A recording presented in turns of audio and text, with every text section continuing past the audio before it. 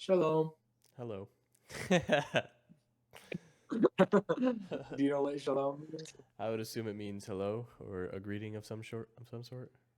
Yeah, it's a greeting, but it's technically means peace. Okay.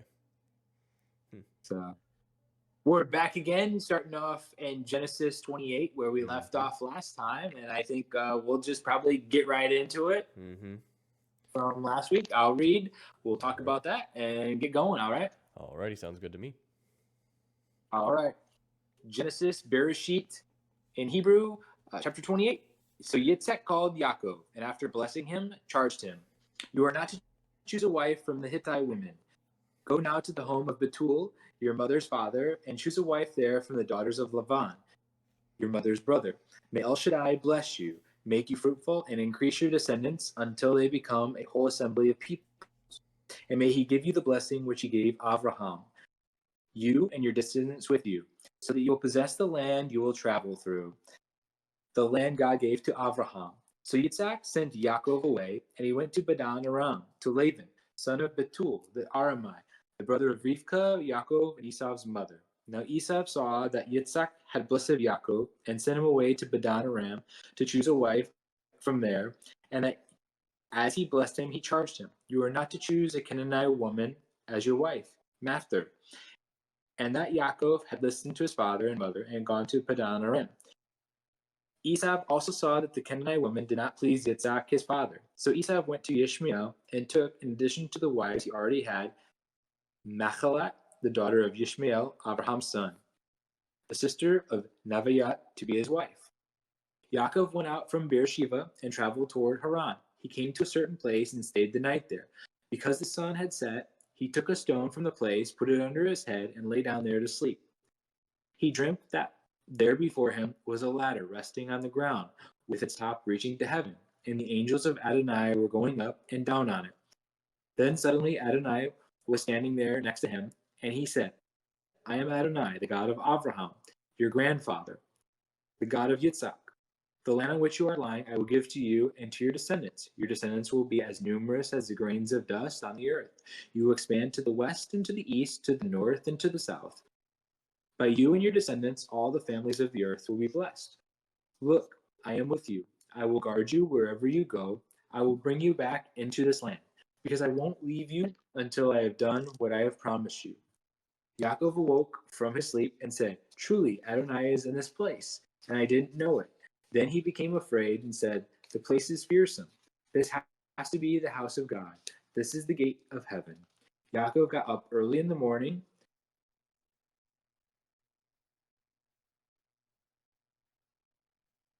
took the stone he had put his head under, set it up as a standing stone, poured olive oil on its top, and named the place Beit El, house of God. But the town had originally been called Luz. Yaakov took this vow: "If God will be with me and will guard me on this road that I am traveling, giving me bread to eat and clothes to wear, so that I return to my father's house in peace, then Adonai will be my God. And this stone, which I have set up as a standing stone, will be God's house. And of everything you give me, I will faithfully return 1/10 to you." Was there anything there that stood out to you? Nothing that really stood out to me there. Okay. So, a couple big things for me is one of the things that.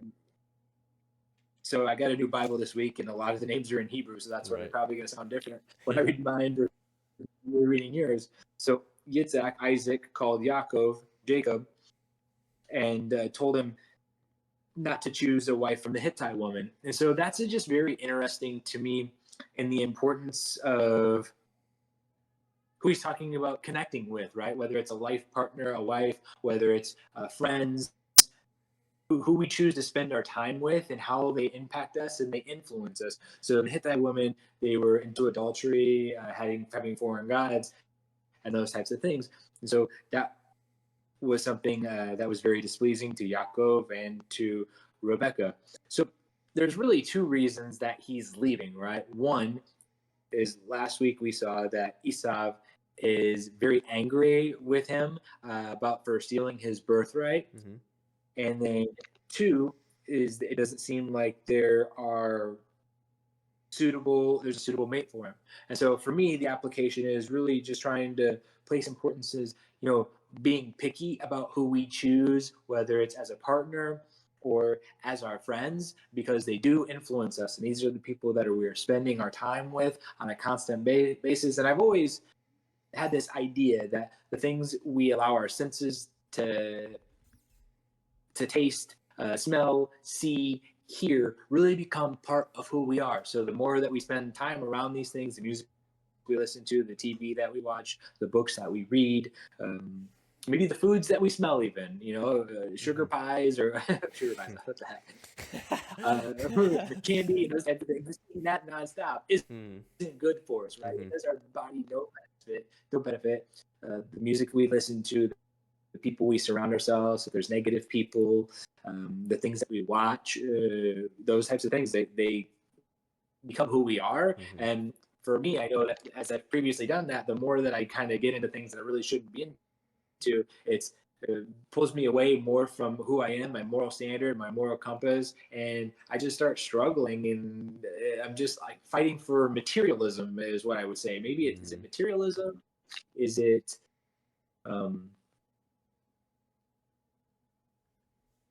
just people what I guess there's a better term for population just being normal and general instead of trying to stand out, and it lessens my value standard.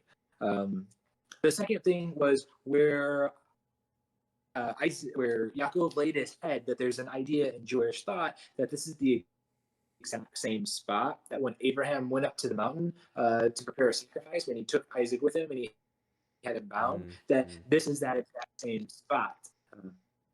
So I don't really quite understand the reason for the story behind the ladder going up to heaven, and what that really does, other than this being some type of a holy or important place. But it just seems like for that story to come out, there has to be some type of significance that I don't really fully understand right now. So those are my thoughts on that.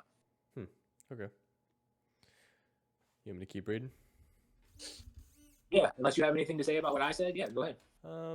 No, not really. But other than just the things that you surround yourself with, how they influence you is understated a lot. Just, I mean, like we were saying on one of the previous podcasts, it's like you listen to like a Jordan Peterson, or like if you listen to music all day long while you're at work or something, you just think about the music, you kind of sing along with it. But if you think about like something that tests your knowledge and kind of pushes your boundaries, you start to think a little bit more, and you take that into your life and start to think about what you're going to do, and rather than just kind of turning on music and zoning out, I feel like that's just kind of where I was at with that.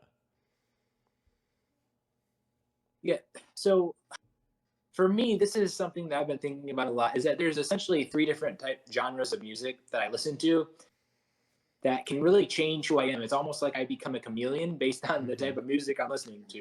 So at the gym, I listen to 90s and early 2000s rap, so Notorious B.I.G., and it's gangster rap, right? So you're talking about guns and hoes and just like, but it's like it gives me confidence, it gives me that. But it's like if you have that mindset, it's just like I've never done drugs in my life, and so it's like I don't resonate with this music really at all. I've never really done any of it. But it's just like I in my mind I'm thinking like maybe like, oh, baseball or sports, like I change this for that and that for this, and it's like because it has a good beat and it feels good. And then the second one at the gym for pump up music is 80s and 90s hard rock. So like your Van Halen and your Journey, and it's the exact same thing. They're talking about drugs or women. Right now, like Journey, like some of the things just really hit. It's about living life right now in the moment. But then when I'm in the car, I like country music, and so country music is just who I am. Like, but again, they're talking about slamming beers and going out and picking corn and going down the cornfields, which I don't resonate with those, but it keeps me almost keeps me grounded because Mm-hmm. it's like this is the lifestyle I want to live.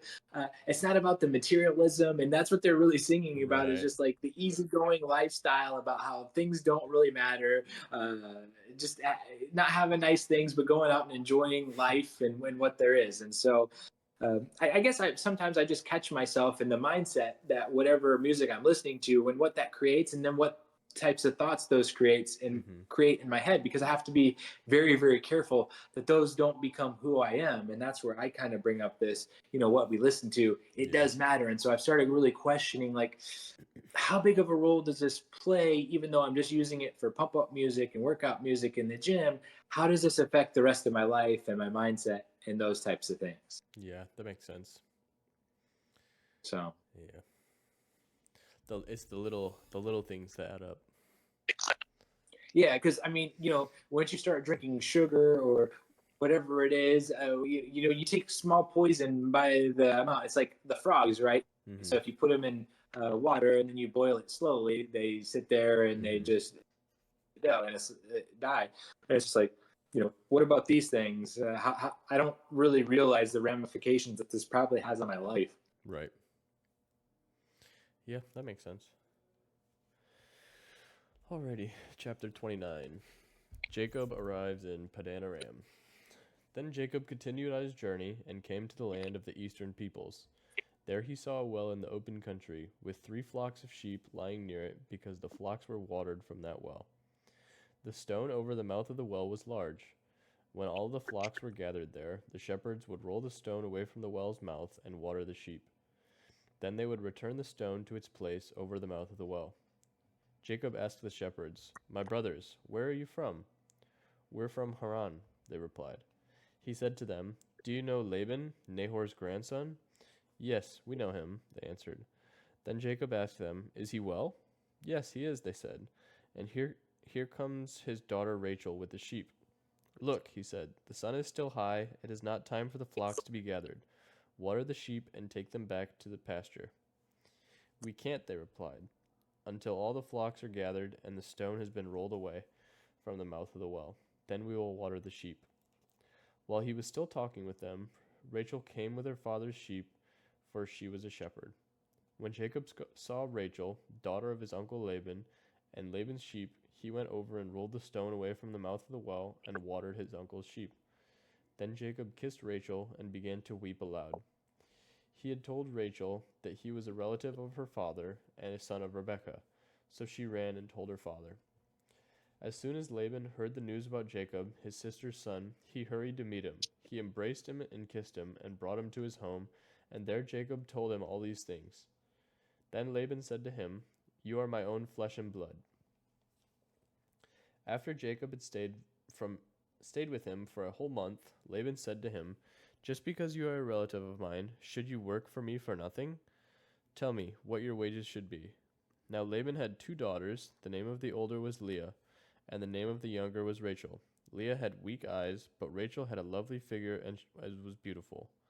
Jacob was in love with Rachel and said, "I'll work for you 7 years in return for your younger daughter Rachel." Laban said, "It's better that I give her to you than some other man. Stay here with me." So Jacob served 7 years to get Rachel, but they seemed like only a few days to him because of his love for her. Then Jacob said to Laban, "Give me my wife. My time is completed, and I want to make love to her." So Laban brought together all the people of the place and gave a feast. But when evening came, he took his daughter Leah and brought her to Jacob, and Jacob made love to her. And Laban gave his servant Zilpah to his daughter as her attendant. When morning came, there was Leah. So Jacob said to Laban, "What is this you have done to me? I served you for Rachel, didn't I? Why have you deceived me?" Laban replied, "It is not our custom here to give the younger daughter in marriage before the older one. Finish this daughter's bridal week, then we will give you the younger one also, in return for another 7 years of work." And Jacob did so. He finished the week with Leah, and then Laban gave his daughter Rachel to be his wife. Laban gave his servant Bilhah to his daughter Rachel as her attendant. Jacob made love to Rachel also, and his love for Rachel was greater than his love for Leah. and he worked for Laban another 7 years. When the Lord saw that Leah was not loved, he enabled her to conceive, but Rachel remained childless. Leah became pregnant and gave birth to a son. She named him Reuben, for she said, "It is because the Lord has seen my misery. Surely my husband will love me now." She conceived again, and when she gave birth to a son, she said, "Because the Lord heard that I am not loved, he gave me this one too." So she named him Simeon. Again she conceived, and when she gave birth to a son, she said, "Now at last my husband will become attached to me, because I have borne him 3 sons." So she named him. So he was named Levi. She conceived again, and when she gave birth to a son, she said, "This time I will praise the Lord." So she named him Judah. Then she stopped having children.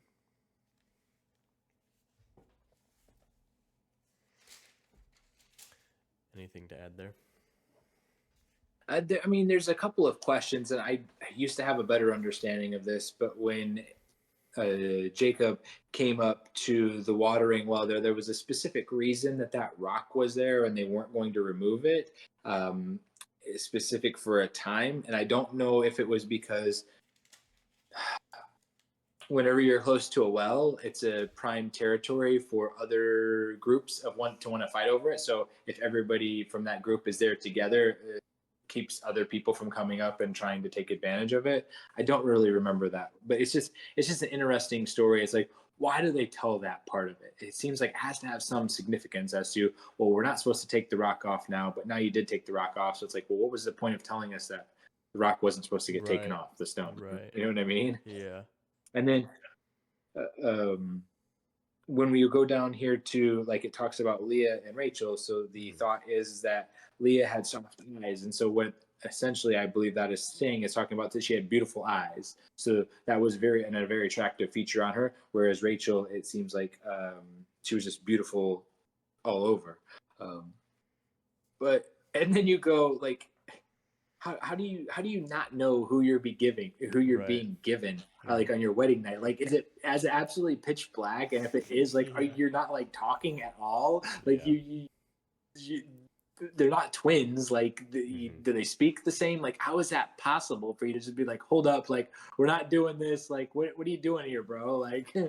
this isn't like. And then it's like, oh, after the morning, like, oh, like, Yeah. but again, like, had there been that much drinking going on? Were they drunk? Were they just absolutely trashed? Hmm. Like, how do you get to that point? Um, Yeah, that was another and thing that then stuck out to go me ahead. was I mean, yeah, like you said, it's just he gave her Leah.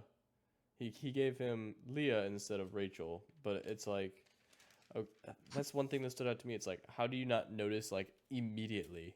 Like, sure, you may not have known his intentions because it was agreed upon that he would have given him Rachel, but at the moment where he doesn't, it's like, how do you not call that out and be like, whoa, whoa, whoa, what's going on here? But instead, the night after or the morning after, it's like, to me, it was just like, okay, what? Like, this is Right, yeah. It's like if you're doing some work at somebody's house and you go up to them and you're like, "Okay, well, I will change your roof for $500." And they're mm-hmm. like, "Okay." And then you go up there and you put used shingles on the roof for Yeah, yeah, $500. And then they're like, what's wrong? It's like, yeah, "Oh, well, if you want the real shingles, just pay me another yeah, $500." you know, yeah. it's like, what in the world? Like, if you think about this in today's day and age, it's like, I get that the first daughter was supposed to get married first, and I understand all that, but I don't understand how that happens at all. Yeah. And then the second things for me is very interesting again when it comes to Hebrew and the names. So Reuven, which was um, Leah's birth, the Reuven The means first one. see a son. Um, Shimon means hearing, and so that's what it's associating here. Mm, Heard her okay. voice. Levi means joining, And then Yehuda, Judah, that means praise. And so it doesn't do a great job of explaining that, but in the Hebrew, that's what those names actually Hmm. mean and come to. So That makes sense. Interesting. yeah. Anything else to add? Nope, not from me. All right, let's go to Genesis 30. When Rachel saw that she was not bearing children for Yaakov, she envied her sister and said to Yaakov, "Give me children, or I will die." This made Yaakov angry at Rachel. He answered, "Am I in God's place? He's the one who is denying you children." She said, "Here is my maid Bilhah. Go, sleep with her, and let her give birth to a child that will be laid on my knees, so that through her I too can build a family." So she gave him Bilhah, her slave girl, as his wife, and Yaakov went and slept with her. Bilhah conceived and bore Yaakov a son. Rachel said, "God has judged in my favor. Indeed, he has heard me and given me a son." Therefore she called him Dan. He judged. Bilhah, Rachel's slave girl, conceived again and bore Yaakov a second son. Rachel said, "I have wrestled mightily with my sister and won," and called him Naphtali, my wrestling. When Leah saw that she had stopped having children, she took Zilpah, her slave girl, and gave her to Yaakov as his wife. Zilpah, Leah's slave girl, bore Yaakov a son, and Leah said, "Good fortune has come," calling him Gad, good fortune. Zilpah, Leah's slave girl, bore Yaakov a second son, and Leah said, "How happy am I! Woman will say, I am happy," and called him Asher, happy. During the wheat harvest season, Reuben went and found mandrakes in the field and brought them to his mother Leah. Rachel said to Leah, "Please give me some of your son's mandrakes so that I can be fertile." She answered, "Isn't it enough that you've taken away my husband? Do you have to take my son's mandrakes too?" Rachel said, "Very well. In exchange for your son's mandrakes, sleep with him tonight." When Yaakov came in from the field in the evening, Leah went out to meet him and said, Come to you have to come and sleep with me, because I have hired you with my son's mandrakes."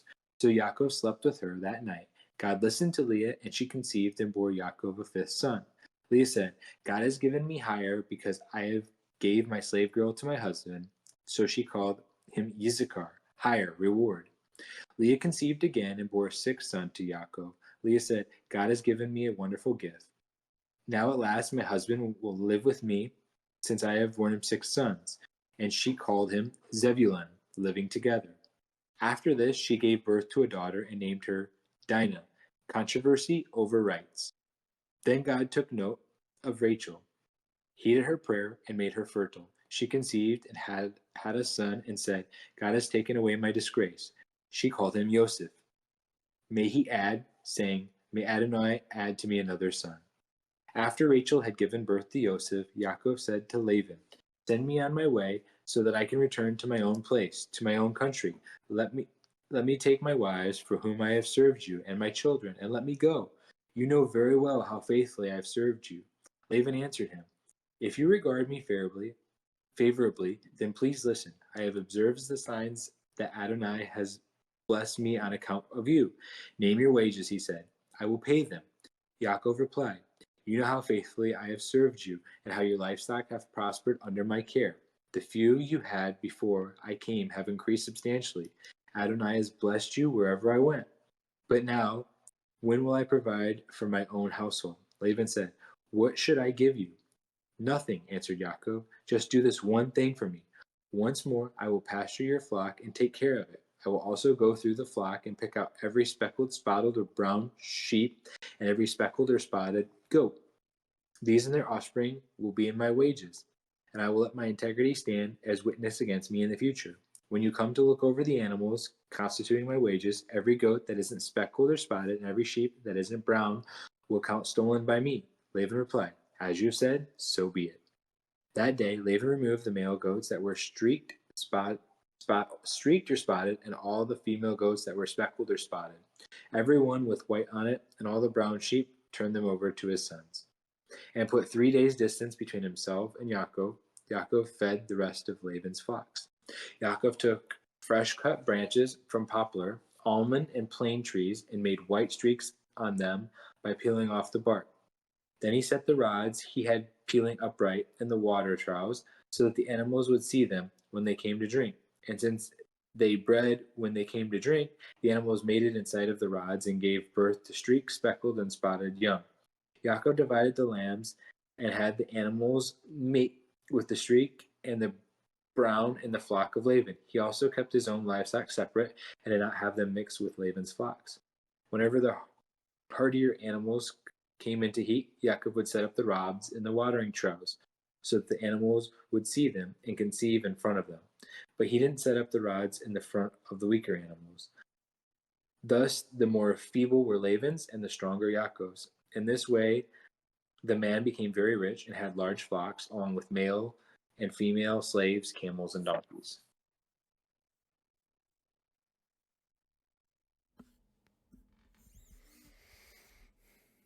Anything there? I guess something that stuck out to me was just like Jacob worked 7 years for, well, 14 years for Rachel. 7 of them were eventually, then he was working for Leah unknowingly. But then again, the question came up, what shall your wages be? You shouldn't go unpaid. And he kind of went the road of, don't pay me anything, but since I've been such a good shepherd and I've multiplied your fortune and your stock and whatnot, then just let me have the children of said livestock. And then that was pretty much it. And I guess that kind of, I don't know, I guess that was kind of bearing the fruit of his labor, I guess. And when you're saying bearing the fruit of his labor, you're talking about from the previous 14 years when he Right. worked hard to Yeah. create for Laban. I mean, Mhm. I think it's also interesting that he left his parents, Isaac and Rebecca, because the women there weren't what they thought were suitable for him Mhm. to hear, but still, he still seems very special, even in Laban's sight, in who he is as a man. Is it because of his heart, like he's sharing right there, his work ethic, his moral compass, his standards, you know, his relationship to God? Seems like it. So there is some type of something that sticks out to show that, to where Laban realized that he'd been successful there, and it would have been the hand of God that was on him to be able to do that. And Mhm. you know, you bring up, I guess, a good point. It's like, how does that apply in our lives today? Like, are there specific people where you can see the fruits, the blessings, and those types of things where you understand that they have a deep relationship with God? My struggle is that I don't really see how what that represents anymore, because in society, so many people are on that same level, whether it's, in terms of income. There's Mhm. some people who are making well more money than people who I would consider anywhere religious, or there's bad people that have a lot of money, which I guess Mhm.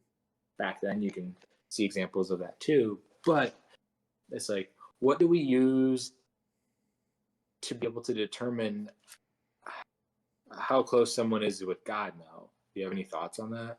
Mm. No, I guess. Mm. I guess something that I wanted to add on my previous point before I get back to that is just kind of he worked for that extra amount of time for Laban, even though he was unsure if Laban was going to follow through on his promise, even though previously he uh, didn't. So, just I guess the idea of giving a second chance and doing what you think is right, regardless of the situation is, look, you might not even get what you're asking for, but the idea of doing it right with that risk being there still is something that's very admirable. But the way of, I guess, I don't know, I guess it's not really my position to determine if the the distance somebody is from God is, everybody knows their own religious perspective, I guess, and it's just, I don't know, not to judge based off of what you see, but just treat everybody as if they're doing their best to be closer to God, I guess, and just kind of work on yourself is kind of what I'm gathering from this, I guess. Yeah, and maybe I presented that not such a great way, but it was more of that understanding where Laban was able to clearly see this relationship that he had with God, and he acknowledged it. You know what I Mm-hmm. mean? That's Mm-hmm. pretty powerful that someone is able to see that. And so I Right. guess that's kind of what I'm trying to think more of, is that if that's so, how do we create that in our own personal lives so that we exemplify that to the point where people see it in us without us standing on a church or on a street corner with a sign, Mm. Yeah, that makes sense. that says, uh, I'm a good person, Right. or I'm a Christian, or you should do this or you should do that. Right. Like in the past episodes we talked about, I talked in specifically about kind of the window washer that we always talk to on the job sites, and or that I always talk to on the job site, and we always have a conversation going back and forth. It's like that guy, he he talks about how religious and whatnot, but he follows through on his core beliefs and his actions rather than just saying, "Hey, look at me. I'm a deacon. I'm this. I'm that. I believe in God. I'm this." But he follows through. Prays for you. He remembers your name. He takes his beliefs and puts them into action rather than just standing at the wayside and kind of letting life just go by, I guess. Takes action. Yeah, and 100%. That's what I heard you saying, is that his actions speak louder than his words, Mm-hmm. or where some people, hopefully, it's not me where my words speak louder than my actions. I think that should be a goal for us all, is Mm-hmm. for our actions to speak louder than our words, and whatever it is that we're trying to perpetuate or show or guide. And I think, what you just shared maybe has a little bit of clarity to this situation. One of the reasons that Laban probably saw that is because he was really trying to be a trickster Mm-hmm. to Jacob a number of times. Like, oh, well, I'll make him work 7 years and I'll give Yeah, him yeah. this one. Like, Mm-hmm. dang, okay, well, now he's gonna work another 7 years. Like, okay, wow, now he does that, and I Yeah. keep like changing his wages and stuff Mm-hmm. like that, and he still is staying to his foundations, and going and doing the right thing. Mm-hmm. Like, and I think you brought up a good point. Like, he just his trust, I guess, Mm-hmm. right? And so he trusted his beliefs.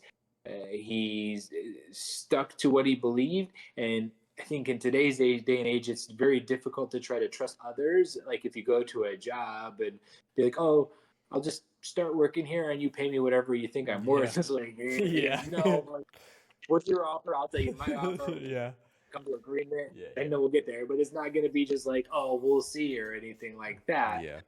Um, and it's like, pay up or shut up. Like, you know what I Mm-hmm. mean? There just isn't that. And I think a lot of that has to do with just what we've became as a society, and Mm-hmm. how we treat people, and how everything is maybe based off of profitability, pride, arrogance, selfishness, Mm-hmm.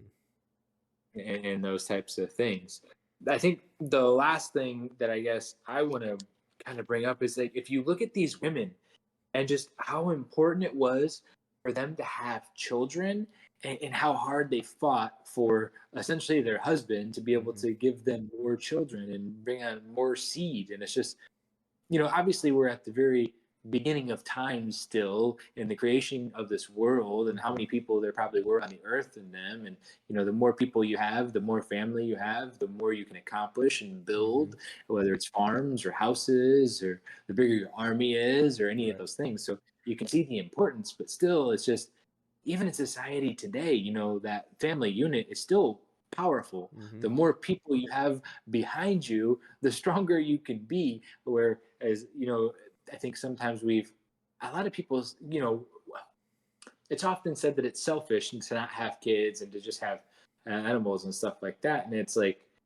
well, is it really? Because if you think about it, like, they're not building any type of generational wealth to be able to uplift their name, or when they pass away, it's just, being able to enjoy that life Whereas here, but how do you build that strength and that power to be able to conquer? And it doesn't only come from families, but I guess connecting with other people through different resources and money or whatever it might be. But that's just always been very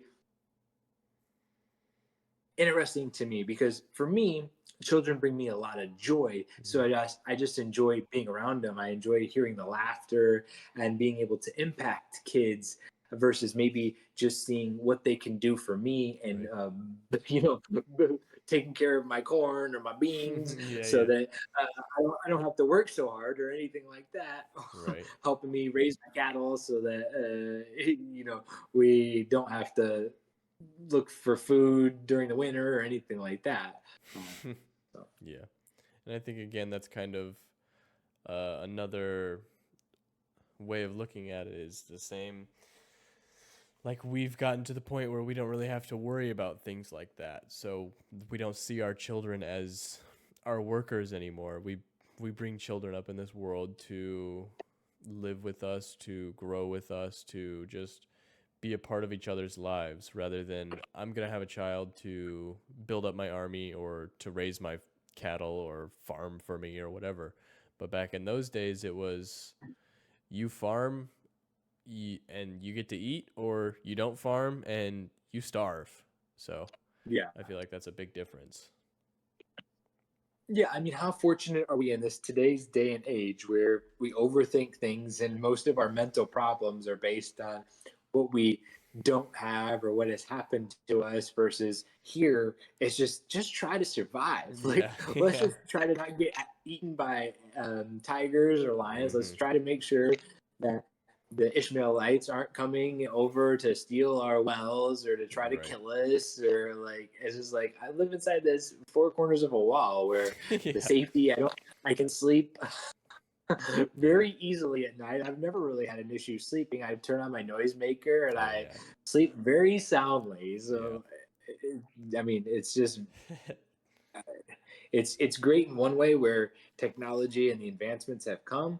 I think it's difficult in another way where we talk about the things that come in and consume us because I think those types of things have drawn us farther away from that creator and trying to have closeness with him and trying to have an understanding with him because you create all these things in your mind. Your mind is a sponge and it gathers all these things and it's so many associations of all these things. Whereas just being out in the farm and relying on rain for my crops, Hmm. cows to be able to have food to grow, whatever that is, sheep, goats, so that we can have meat, so that we can have meals. There's a lot more trust. Also, the time that's spent, you're not scrolling through Instagram and seeing all these things that we're just bombarded with. You're just Hmm. out there in the field thinking about the simple things of life and praying straight up to the creator and trying to ask him for guidance and clarity on what life looks like Hmm. and trust. Yeah. Hmm. So, no, I think that's really all I have to add. Alrighty. You want to go ahead and go for chapter 31? Yeah, I just read. You can. Oh, I thought I just read that. Oh, you. No, that's right. You did read that, huh? Yeah. Okay. 31. Jacob flees from Laban. Jacob heard that Laban's sons were saying, Jacob has taken everything our father owned and has gained all his wealth from what belonged to our father. And Jacob noticed that Laban's attitude toward him was not what it had been. Then the Lord said to Jacob, Go back to the land of your fathers and to your relatives, and I will be with you. So Jacob sent word to Rachel and Leah to come with him to the fields where his flocks were. He said to them, I see that your father's attitude toward me is not what it was before, but the God of my father has been with me. You know that I've worked for your father with all my strength, yet your father has cheated me by changing my wages 10 times. However, God has not allowed him to harm me. If he said, The speckled ones will be your wages, then all the flocks gave birth to speckled young. And if he said, The streaked ones will be your wages, then all the flocks bore streaked young. So God has taken away your father's livestock and has given them to me. In breeding season, I once had a dream in which I looked up and saw that the male goats mating with the flock were streaked, speckled, or spotted. the angel of God said to me in my dream, 'Jacob,' I answered, 'Here I am.' And he said, 'Look up and see that all the male goats mating with the flock are streaked, speckled, or spotted, for I have seen all that Laban has been doing to you. I am the God of Bethel, where you anointed a pillar, and where you where you made a vow to me. Now leave this land at once and go back to your native land.' Then Rachel and Leah replied, 'Do we still have any share in the inheritance of our father's estate? Does he not regard us as foreigners? Not only has he sold us, but he has used up what was paid for us. Surely all the wealth that God took away from our fathers belongs to us and our children. So do whatever God has told you.' Then Jacob put his children and his wives on camels and drove all of his livestock ahead of him, along with all the goods he had accumulated in Padan Aram, to go to his father Isaac in the land of Canaan. When Laban had gone to shear his sheep, Rachel stole her father's household gods. Moreover, Jacob deceived Laban the Aramean by not telling him that he was running away. So he fled with all he had, crossed the Euphrates River, and headed for the hill country of Gilead. On the third day, Laban was told that Jacob had fled, taking his relatives with him. He pursued Jacob for 7 days and caught up with him in the hill country of Gilead. Then God came to Laban the Aramean in a dream at night and said to him, 'Be careful not to say anything to Jacob, either good or bad.' Jacob had pitched his tent in the hill country of Gilead when Laban overtook him, and Laban and his relatives camped there too. Then Laban said to Jacob, 'What have you done? You've deceived me, and you've carried off my daughters like captives in war. Why did you run off secretly and deceive me? Why didn't you tell me, so I could send you away with joy and singing to the music of timbrels and harps? You didn't even let me kiss my grandchildren and my daughters goodbye.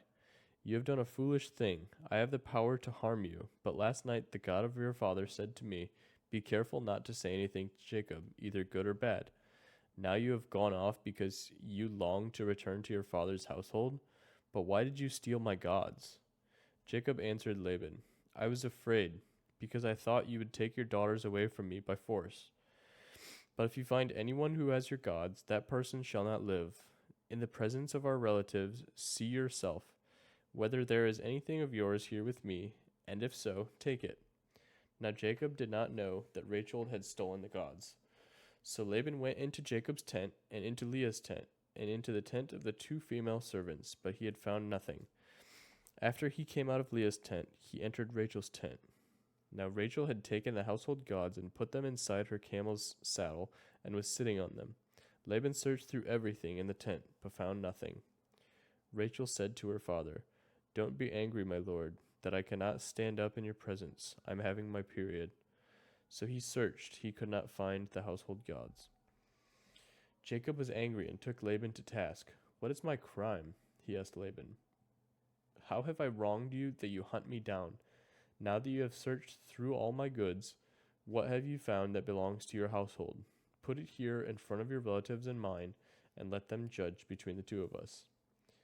I have been with you for 20 years now. Your sheep and goats have not miscarried, nor have I eaten rams from your flocks.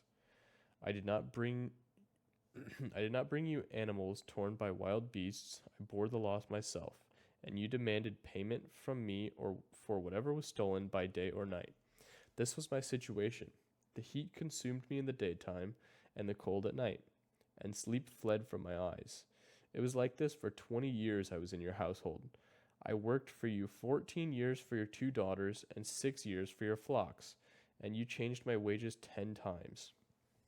If the God of my father, the God of Abraham, and the fear of Isaac had not been with me, you would surely have sent me away empty-handed. But God has seen my hardship and the toil of my hands, and last night he rebuked you."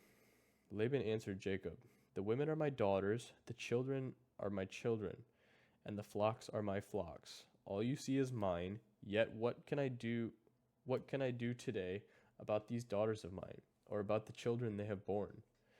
Come now, let's make a covenant, you and I, and let it serve as a witness between us." So Jacob took a stone and set it up as a pillar. He said to his relatives, Gather some stones. So they took stones and piled them in a heap, and they ate there by the heap. Laban called it Jagar Sahudutha, and Jacob called it Galid. Laban said, "This heap is a witness between you and me today." This is why it was called Galid. It was also called Mizpah, because he said, "May the Lord keep watch between you and me when we are away from each other. If you mistreat my daughters, or if you take any wives besides my daughters, even though no one is with us, remember that God is a witness between you and me." Laban also said to Jacob, "Here is this heap, and here is this pillar I have set up between you and me.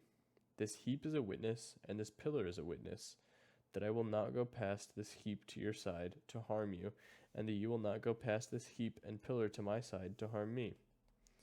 May the God of Abraham and the God of Nahor, the God of their father, judge between us." So Jacob took an oath in the name of the fear of his father Isaac. He offered a sacrifice there in the hill country and invited his relatives to a meal. After they had eaten, they spent the night there.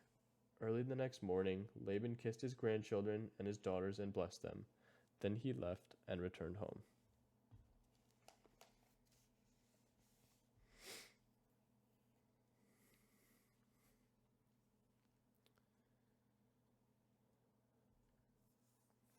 So something that's interesting here is, again, um, he was moving from his parents to go pick another wife, but it also looks like the girls went and stole their father's essentially idols. So there was a idol worship there in Laban's household. To what extent, it doesn't really say, but I think that's interesting. I would say the second thing that's eye-opening to me through a lot of this, when it goes to Jacob coming here and being able to help and essentially grow things, Laban is still saying, well, yeah, but these are my daughters, these are my grandchildren, these are my flocks. It's like, how do you determine what the inheritance is, right? So Isaac gave Jacob essentially Esau's inheritance, but whose are these to give? Who holds these things? You know, like these were actually things that Laban owns. So when does Jacob take ownership of those things to where they become his? It seems like it's because of the agreement, and like, how do you create those agreements? Yeah. And I think it's very easy as a child to be jealous of someone else maybe getting inheritance, or not understanding why it's not mine. But in reality, like, whose is it to give? And it's part of making that deal and that covenant. And once that's made, is really essentially all it is that agreement, right? That contract. Sometimes it doesn't matter how hard you work, who you are as a person. It's about the contract, the agreement that you have. Like at work, it's like, oh, I should be making $50 an hour. It's like, okay, yeah. Well, what did you get hired at? Well, I got hired at 12. Yeah. Well, that's what you're gonna get paid. So, yeah. Right. You know. Now, if you're valuable to the company and they start seeing that and they start becoming more profitable, having more sheep and lambs, then there's a good chance that you're going to be compensated for that, or you're going to have the opportunity to move to another company where you will get compensated for, right? So and that's what surprises me, like, just why Jacob just didn't be like, all right, I'm done. Like, I don't want any more sheep, I don't want any more of this. Like, this is just like, I don't want to keep deal with this nonsense. Like, you're just a screwball. Like, I'm gonna go back and do this somewhere else, like where I can make more money and be compensated and cared for. You know what I mean? Feel valuable. Yeah, because even all the way up until the very end, Laban was still trying to pull a fast one on him, you know? So, yeah. Yeah. Like, just trying to get like, away from that. Yeah, like, I mean, you know how that is at work? It's not super enjoyable when you're under that type of leadership or management to where it's just like, "Uh, I'm never good enough. I never do what you want. Like, Mm-hmm. you never want to pay me, but you want to hold on to me." Like, Yeah, yeah. Laban obviously realized the value that Jacob brought. He didn't want to lose him, Mm-hmm. but he also didn't want to really pay him what he's worth. Right. It's Yeah. like, Just that oh, well, I'm loyalty. making him, yeah, I'm doing very, very well off you, but I don't want to pay you so that you will stay. Mm-hmm. But I also don't want to lose you. Try to So, capitalize off of you as much as possible without pushing you over the line of uh, just sheer ridiculousness and forcing you to leave pretty much. Trying to toe that line, but eventually it got to a point where it's like, all right, I'm out of here. right, squeezing every little last bit drop out that they possibly can. Mm-hmm. And I mean, usually that leads to absolute burnout, you Yeah, know? yeah. I wonder where he was with that.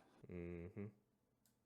Yeah, I think it's important to acknowledge that and trying to go somewhere where you're valued and being able to see when you're not valued and realizing it's time to move on. I mean, it obviously took this point where it was even Jacob's daughters that were kind of agreeing with him and being Mm-hmm. like, what is ours anymore? Like he's trying to take everything. Like it's time to go. So Right.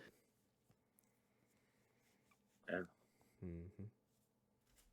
Those are all my thoughts and everything that you shared. Those are, yeah, that's pretty much all I had too. All right. Did you want to That's do, 4 chapters. yep. Did you want to just wrap And it up there? yeah, I think so. Alrighty. Perfect.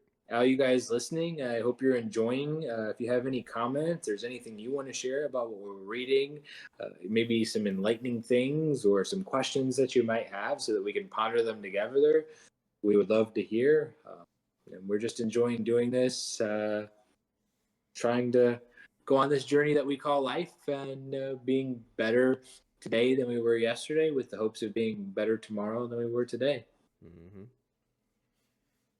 And like we said, like this is just kind of a journey that we're going on, and we're all just kind of trying to learn together through the stories of that are brought to us by the Bible. It's not that we're experts by any means, but just trying to take all these stories day to day and kind of apply them to life and take all the value that it has and just kind of try to break it down, live life, and live by the words written in this book.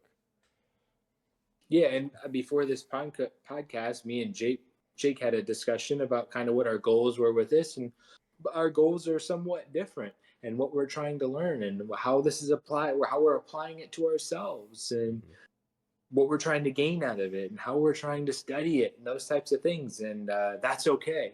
Uh, we realize the importance that this has in terms of a book and how we can apply it to our lives and whatever else that may look like. Again, the goal of this whole podcast was to be able to unite Mm-hmm. people that fear God. And so that's been our main focus. The Bible seems to be the best way to be able to do that. For me, it's also going further than that and trying to figure out how I use this book to draw closer to God on a personal level, like I would with my father, like I would with my brother Jake. We've grown a lot closer through having this podcast. It's talking back and forth, communicating back and forth. And my one struggle with God is that, well, I can sit and I can pray and I can cry out to Him.